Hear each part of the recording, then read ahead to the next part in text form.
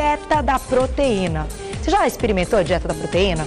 Fez, aí arriscou por alguns dias, notou que resultado? De repente a gente executa de maneira errada e a gente não vê tanto resultado. É por isso que hoje o Dr. Ricardo Zanotto, que é nutricionista e fisiologista, está contando tudo pra gente mais uma vez. Seja bem-vindo. Obrigado. Para o nosso segundo momento. Por quê? A gente vai explicar agora. Claro que a gente gostaria de ficar assim um tempão, né? Programa inteiro. Eu adoro falar sobre esse assunto, falar sobre as dietas, que eu acho que todo mundo tem dúvida.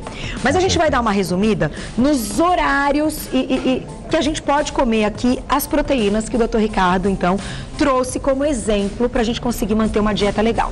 Vamos começar pelo café da manhã, então. Perfeito, Carol. Então, vamos lá, né? Como nós já falamos, a dieta da proteína é importante também que se leve em consideração o cálculo dietético total, quanto de caloria que a pessoa vai gastar de fato, né? Quanto que a gente pode ingerir fazendo a dieta da proteína em calorias? Na verdade, isso vai variar. O cálculo, ele é individual, tá? Nesse caso, eu vou dar algumas opções para as pessoas, baseando numa dieta em torno de 1.200 a 1.400 quilocalorias, dependendo da opção que ela escolher. Tá. Tudo bem? Se ela precisar perder aí 5 quilos. Então, se ela precisar 5 quilos perder e ela for uma mulher, é importante, né, que a gente avalie de fato o quanto que está o peso dela, porque a perda de peso depende do peso total, da idade da pessoa, da altura dela, da etnia, do próprio gênero, né, homem, mulher. O homem é um pouco mais rápido do que a mulher.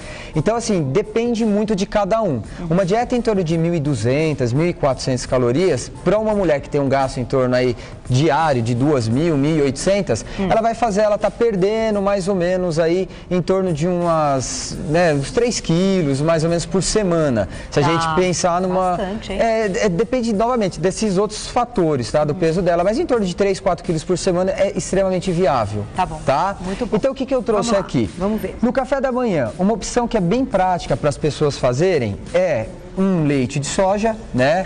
Então aqui eu trouxe um alimento à base de soja. O desnatado poderia? Na verdade ele não tem nata mesmo, porque vem da soja. Ele não é de leite. O termo leite de soja, ele é um termo, por incrível que pareça, errado. É errado, né? Porque não é leite. Leite é de animal, né? O leite, ele é produto derivado de glândula mamária, né? Então o leite de soja é um termo, assim, que é utilizado porque é popular. Entendi. O certo mesmo é um alimento à base de soja. Entendi. Tá? Então, que nem nesse caso, a gente tem um alimento à base de soja, que tem pouquíssima gordura nesse caso, né?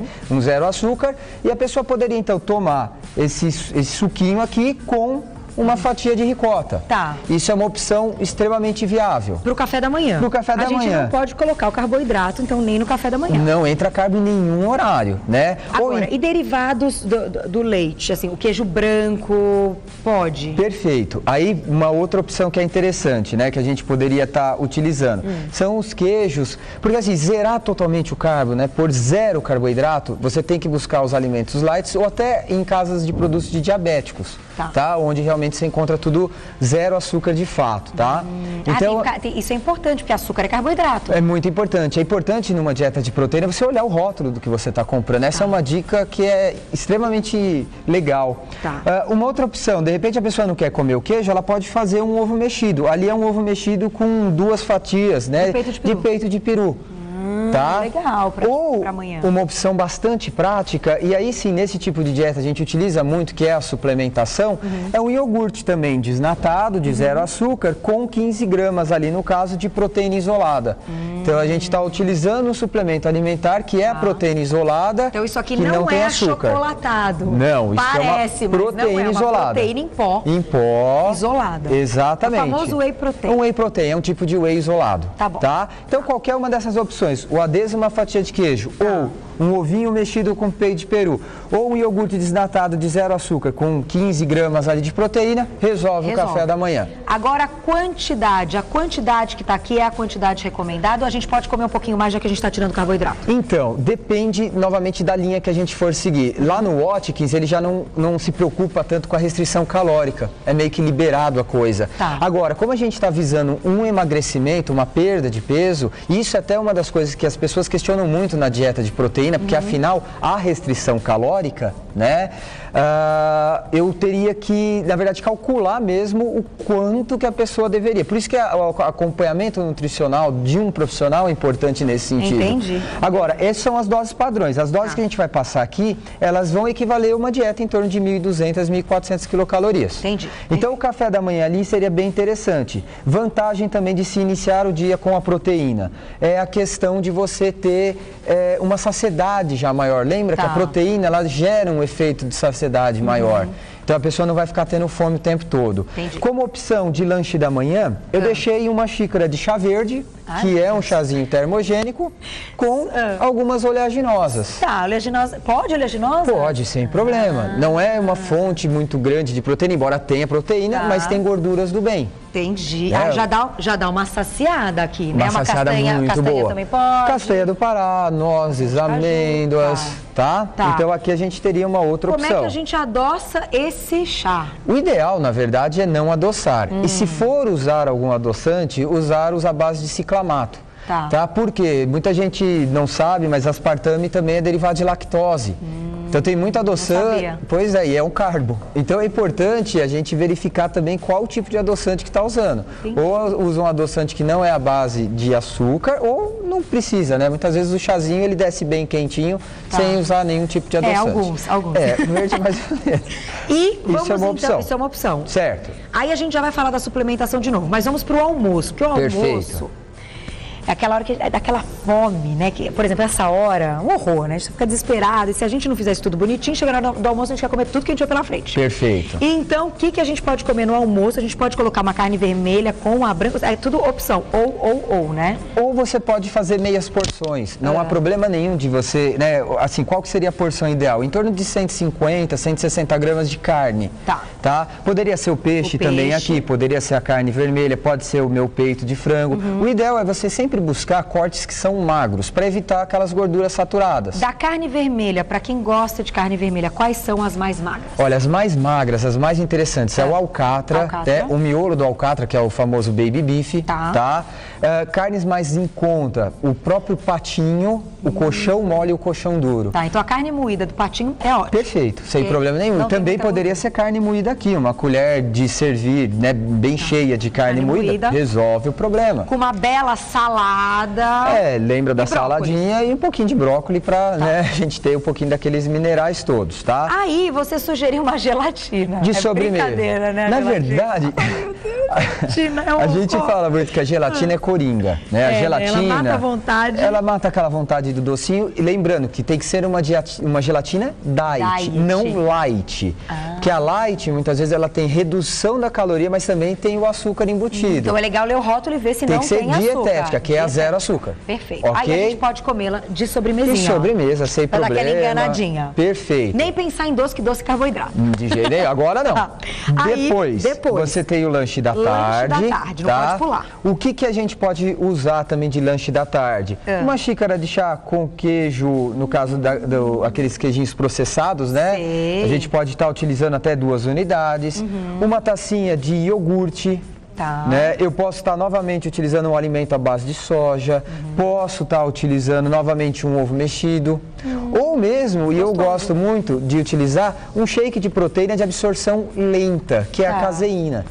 A caseína micelar, ela tem essa vantagem, porque como ela é absorvida lentamente, ela dá uma saciedade maior. Prolonga. Então você tolera um período maior sem esse carboidrato. Sem falar que ela também tem um pouco de adoçante e ela tem aquele saborzinho bem docinho. Então aquela pessoa que gosta muito de doce não sofre tanto quando toma caseína. Então aqui entraria uma proteína também. Dica muito boa. No jantar, novamente. Vamos lá, o jantar. Uma fonte de proteína. Particularmente eu gosto de deixar as carnes mais magrinhas pro jantar. Entendi, porque a gente não vai queimar tanto depois, né? No almoço a gente vai ter o resto do dia. Na verdade, está em cetose o tempo todo, mas a carne mais branquinha, ela tem um pouco menos de gordura. E deixei até uma opção para os vegetarianos. Porque muitas vezes vegetarianos falam, mas dieta de proteína eu não posso fazer porque eu não como carne. Tem um hambúrguer de soja ali. Mas o hambúrguer tem um pouquinho de farinha? Na verdade, o de soja não. O de soja não, tem hambúrgueres de soja. Então tem que ficar de olho. Hambúrguer de peru, hambúrguer de frango, vai um pouquinho de farinha para dar uma liga. Sim. Esse não. Não, e aí que tá, de novo, tem que buscar nos produtos de casas naturais e ler rótulo, tá?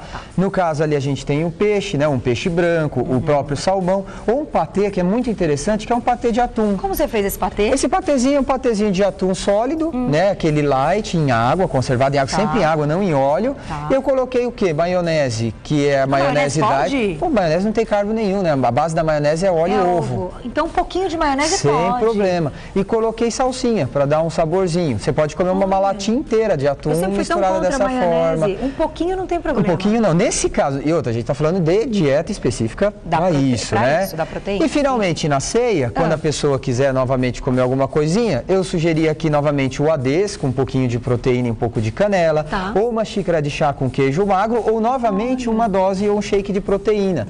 Essa proteínazinha também vai ajudar bastante nessa questão da saciedade e a pessoa não dormir com a fome. Tá? Que isso não é legal. Não é legal, aliás, de forma alguma. Então a ideia aqui, né, de todas essas refeições, a nossa ideia foi trazer uma série de opções para que a pessoa consiga, de fato, fazer as variações, né, e tente seguir essa dieta. Seria até interessante depois, quem conseguir seguir, de falar pra gente, né, como foi. Escreve pra gente, pra contar. Tem um monte de gente que escreve o resultado. Isso é legal. Eu vou passar o seu contato, pode mandar pro Dr. Ricardo. Só pra fechar, a Simone mandou um e-mail. Beijo, Simone.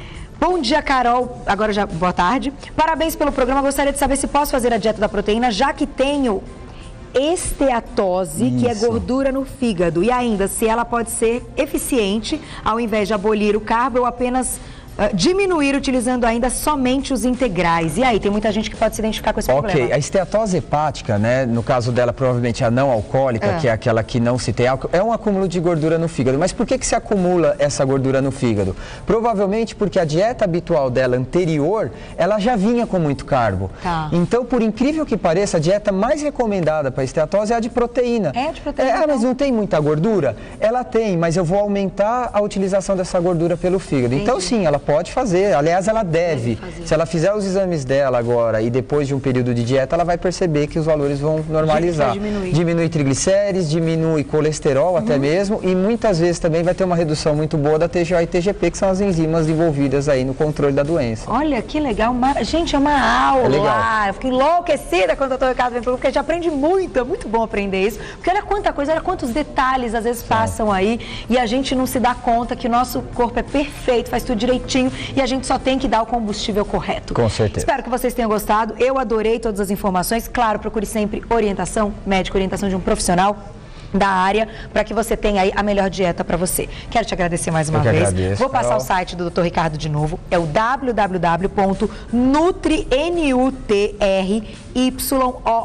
nutriu.com.br. Nutriu.com.br. Telefone 0 operadora 11 2532 6858. 2532 6858. E até então, quarta que vem, com uma nova dieta que a gente ainda não vai contar, vai deixar todo mundo curioso, que vai ser uma dieta bem legal semana que vem. Obrigada. Arrasou mais uma vez. Obrigado. Até a próxima. Amém.